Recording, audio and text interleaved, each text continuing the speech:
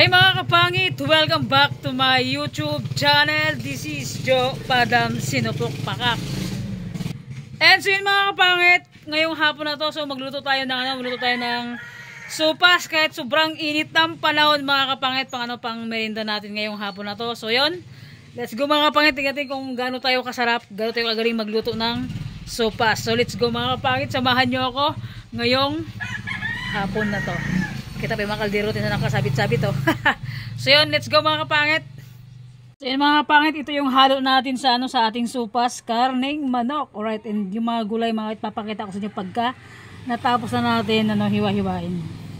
Mga kapit, ito yung gulay niya. Buti yung carrots saka repolyo mga kapangit. So yan. Yung halo niya repolyo saka carrots and sibuyas, bawang, paminta, cubes, bitsin and ano tawag nito? And ito yung pasta niya mga kapangit and mantika sa likod. Pakak. So yan, pasensya na sa dirty kitchen natin mga kapangit. Alright, let's go. Luto na tayo. Kapit nakasalang yung ating kasirula. Tuyo na siya. Lagyan natin ng mantika mga kapangit. So yan. And mga kapangit ng mantika. So lagyan natin tong sibuyas, bawang. At pag nagluto ako ng sopas, iba-iba naman si mga kapit pag nagluto ng sopas. Diba? Ako kasi mga kapit pag nagluto ako, igigisa ko yung sibuyas, bawang. After ko magisa yung sibuyas, bawang, pati yung karne mga kapit, igigisa natin. And pag nagisa na yung karne mga kapangit, isasabay natin to paggisa. Iba kasi pinapalambot pa nila to, pero ako hindi. Isasabay ko mga kapit sa paggisa nito, ng paggisa sa karneng manok mga kapit, para sabay silang maglambot, di ba? Grabe, parang sobrang hagad ng mukha natin ah. So kung kumain ng sopas mga kapit, nag-crave ako sa sa sopas, kaya yon pakak, luto tayo kasi nakaraan mga kapit. So, kasi nakaraan mga kapit, pag grocery natin, meron tayong kinuha na pang sopas talaga, kaya yon lutuin natin ngayong panghapunan, pang merienda natin mga kapangit. So let's go. Gisa natin sibuyas bawang.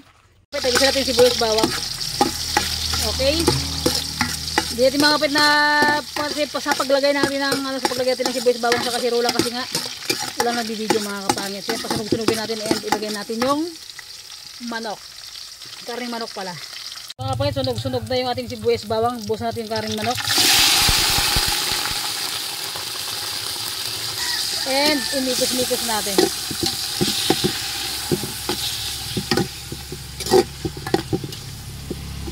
Mikos-mikos para sumarap. Lagyan natin ng magic syrup mga kapangit. Hindi ko alam sa inyo mga kapangit kung paano kayo magluto ng sopas. Basta ako ganito yung proseso ng pagluto natin ng sopas. Yan, and pagka medyo sunog-sunog ng mga kapangit yung manok, bago natin ilagay yung niya, yung pasta niya.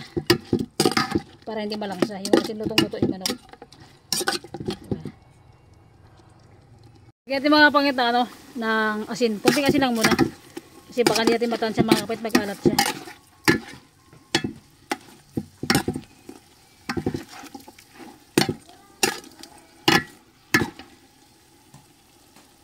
Yun mga kapangit, medyo tuyo na siya. Ilagay na natin yung ilagay na natin yung pasta niya. Ganun ako mga pangita magluto ng sopas. Iwan ko lang sa inyo kung paano kayo magluto. So yan.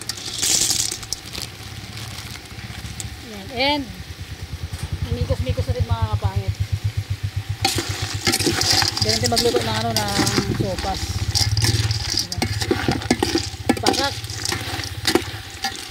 Grabe, sarap. Pinailaw natin mga kapangit yung flashlight ng cellphone natin kasi alas 4 na, medyo madilim na ito sa kusina natin.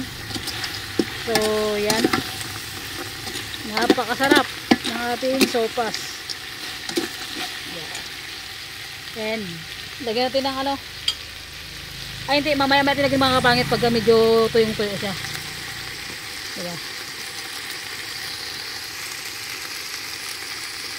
Tuyo na siya. Naglulugutok na. Lagyan natin ng ng tubig na kumulo na dati. Yan. Diba? So yan mga kapangit, imikos-mikos na natin mga kapangit ko. Pag lumambot na to sa mga kapangit, timplahan na natin. Pero may timpla naman ito siya, pero titimplahan natin ng panibagong timpla. Okay. Pagka kumulo sa mga kapangit natin, kumulo and pag lumambot na, siyempre, lagyan natin yung ricado niya. Mga kapangit, kumulo na siya, lagyan natin ng ng cubes mga kapangit. So, and lagyan natin ng bitsin. Lagyan natin ng paminta. So yan. Inupin na natin yung ilaw ng ating cellphone kasi medyo madilim na mga kapangit. Pero sa labas, maliwanag pa. Paminta na pampasarap. Okay. And imikos-mikos natin mga kapangit. Yan, meron yung cubes. Lagyan natin yung cubes.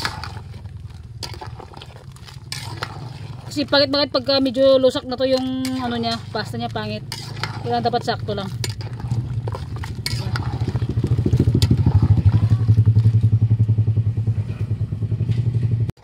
So yan. Mamaya-maya kung di mga kapit, ilagay natin yung gatas niya.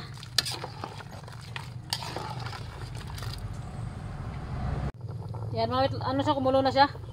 Lagay na natin yung ano, lagay na natin yung gatas. Solid. And yan, imikos-mikos na natin mga kapangit. Siyempre tikman muna natin bago natin ilagay yung gulay.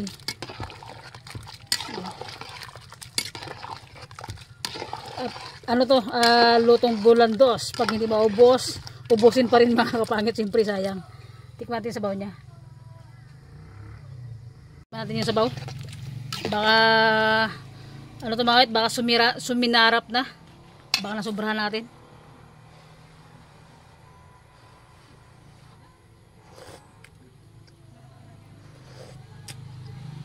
Sarap mga kapangit, saktong-sakto yung lasa. Pakak na pakak. Lagyan na natin yung ano, yung carrots mga kapangit. Okay. And imikos-mikos natin mga kapangit. Grabe, suwabe to. Nakakagutom na mga kapangit. So yan, saktong-sakto yung ating merinda ngayong hapon. Diba?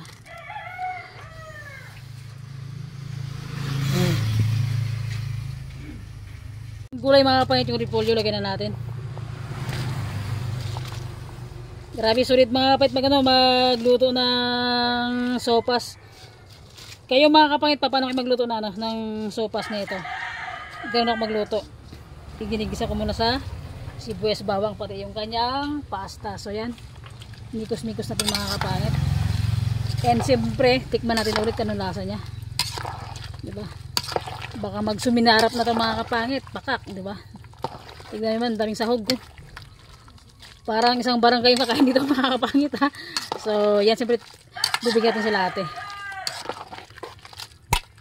Okay, mamaya kung mga pag kumulo na to, luto na. So let's go, kainan na. Luto na siya.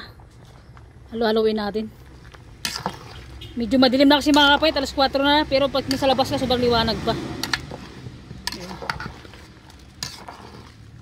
Ihapok lang natin yung gulay. Yan mga kapangit, luto na yung ating sopas pakak, diba? Sobrang sarap. So let's go, kain na tayo. Pero siyempre bago ang lahat, sandok muna tayo mga kapangit. Okay. Napakasulit ng ating sopas. Daming laman, no?